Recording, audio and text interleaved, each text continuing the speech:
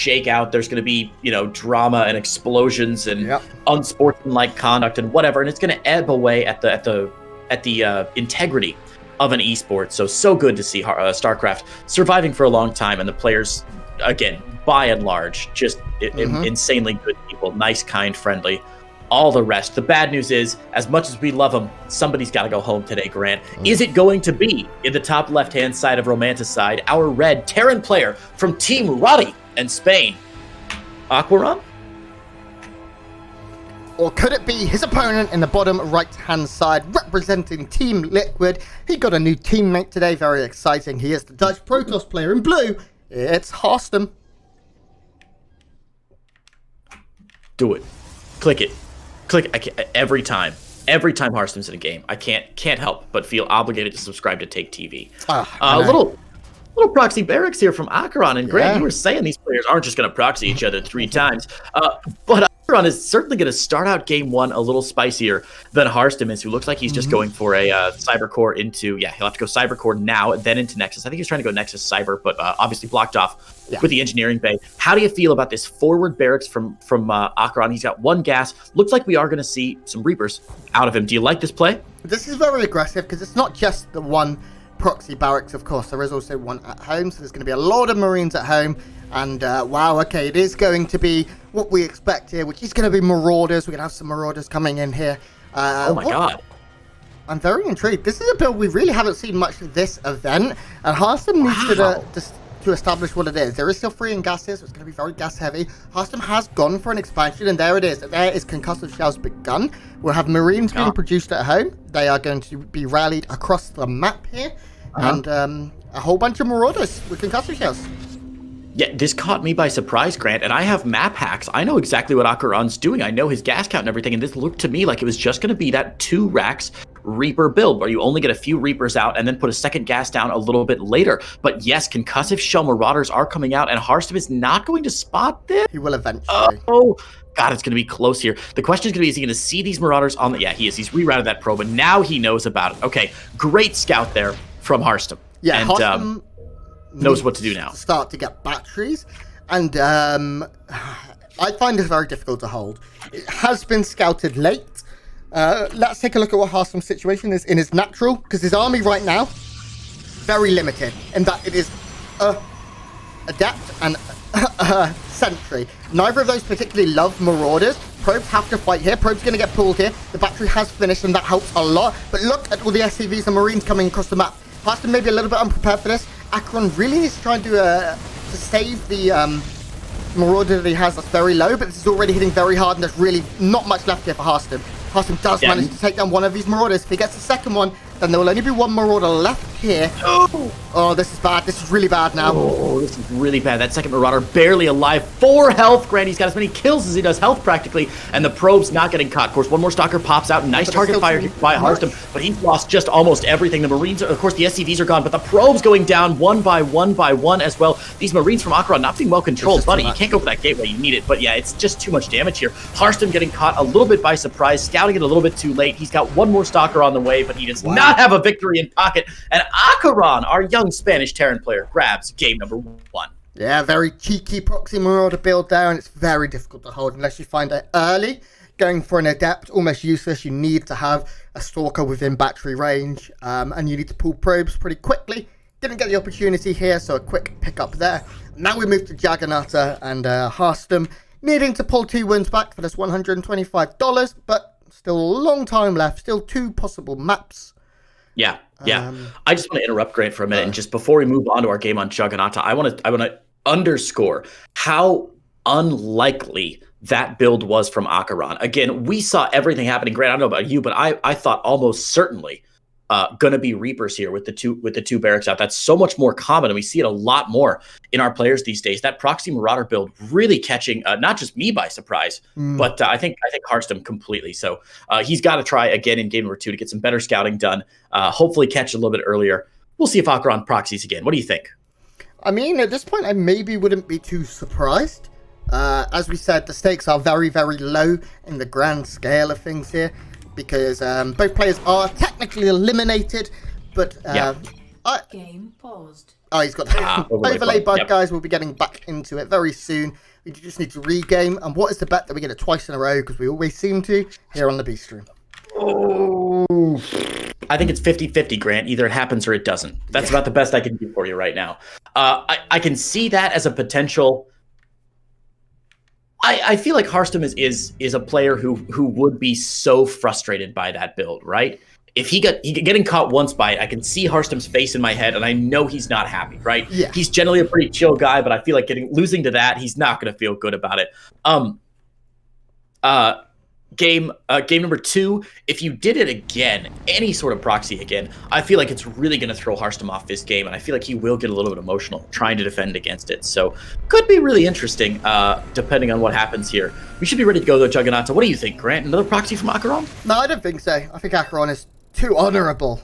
He's on Team Rotty, you know? The boy's going to play with a lot of heart and a lot of courage, like a real Dutch icon. Sure. No, he may do it, but AqueroN, every time I speak to him, even if he's upset about a loss, he doesn't get angry to me. He takes himself can take losses a little hard when they don't go his way, but he's more than capable. It's not like he needs... Told you. We have had the overlay bug twice in a row, guys, here for Harstem. So we are just fixing that. Yeah. Yeah, well, I think Harstem will probably have to host the game here. This is something that happens when you make a game with the Game Heart add-on. Yeah, and it can just mess the players up a little bit. So we'll get back in. Thanks for your patience, guys, as we get through and get into game number 2. Again, we can't. These players are so dialed in. They're so focused that having the wrong overlay is just massively difficult. And some of the overlays you can get in the overlay bug are like the bright pink one, the bright green one, like something crazy. So yeah, Harstem not going to be able to play with that. Totally understandable. I guess our admin's going to host again. This is really interesting. I feel like Harstem should probably be doing this. Yeah, me too. We'll give it a go. I mean, we're super ahead anyway, so I don't mind just jumping in and out of lobbies. I mean, this could be our last game on the EU server. Possible. This is our last game of. And do you know what day it is today? Oh, can I quote Rebecca Black, Grant? It's Friday, Friday, gotta get down on Friday. Everybody's looking forward to the weekend, Friday, Friday. Is that what you wanted? It's great. Nope. It's a great song. Not what I was going for. Oh, well, it is. It is Friday. It is. You can't. But it is also everyone's favorite commentator. It is day 9 of the tournament. Okay, I mean, that's good too, but I feel like you didn't have a flashy song for it. I mean, we could get Tempo here. He has a day 9 song. Oh yeah, oh my God. All right, we'll call him. We'll call him and see if he can come in later to pipe in some tunes as we wait for the North America event coming up after this. But we're finally in. Harstem finally doesn't have the overlay bug. Grant, why don't you introduce our first player? Oh, I can do that. You mean now? So do it, yeah. And the bottom left from Spain, he is the blue Terran player representing Team Rotty. It's AqueroN.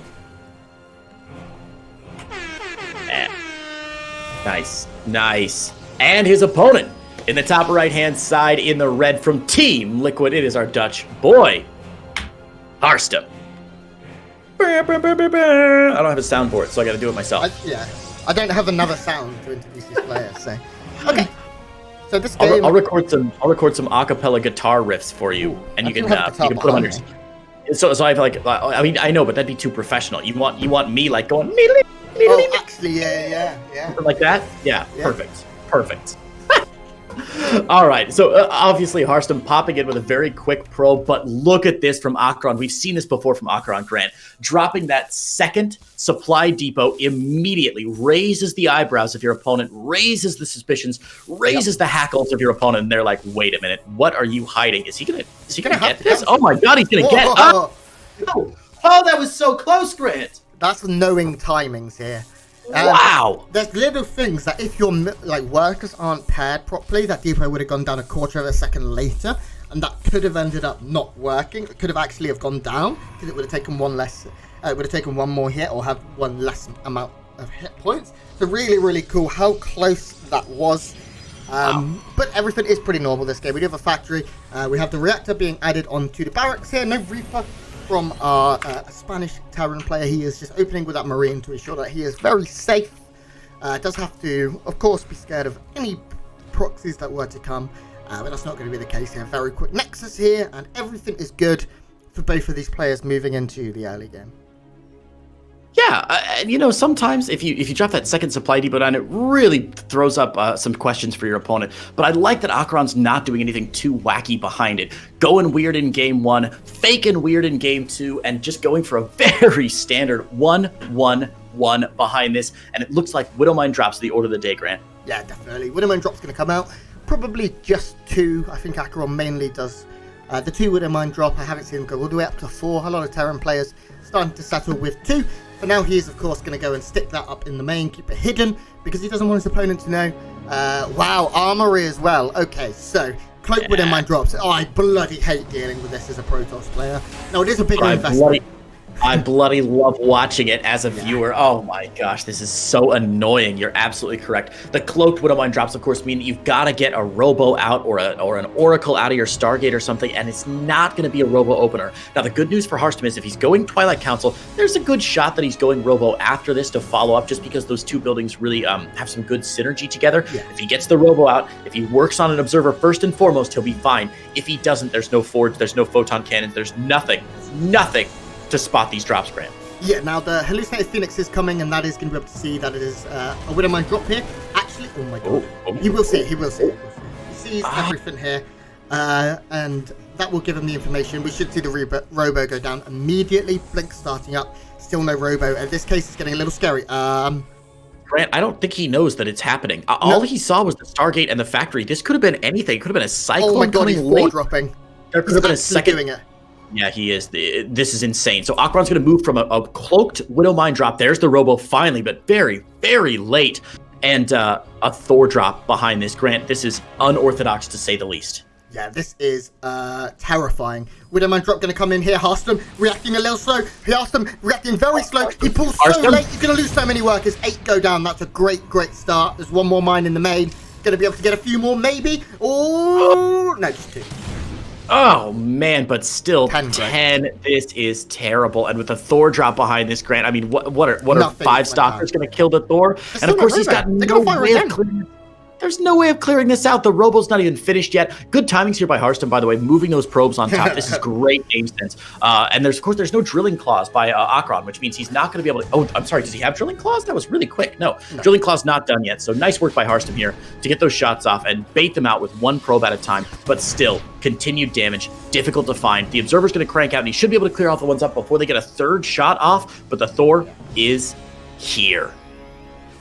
This is my favorite build in StarCraft. Hello, here comes a tier 3 unit very early. The battery going down immediately, and now these probes have to walk into 4 fire, and the 4 is going to be mass repaired. You see SCVs surrounding it. The pylon going to unpower the gateway here. How many gateways are there? There are 2 more in the main, which is nice. They are still powered, but only 1 pylon on each, and this Nexus under duress. This is a 1-base build for our Terran player, though. He does not have another CC behind this Liberator on the way. A second 4 trundling, perambulating over the map here, but Stalkers falling down. They do have Blink, and that is nice. They can move in, pick off an SCV or 2, and then go. But if the target fire is good, this 4 is going to cause so much trouble. 4 is most definitely here, and right now Harstem in a world of pain.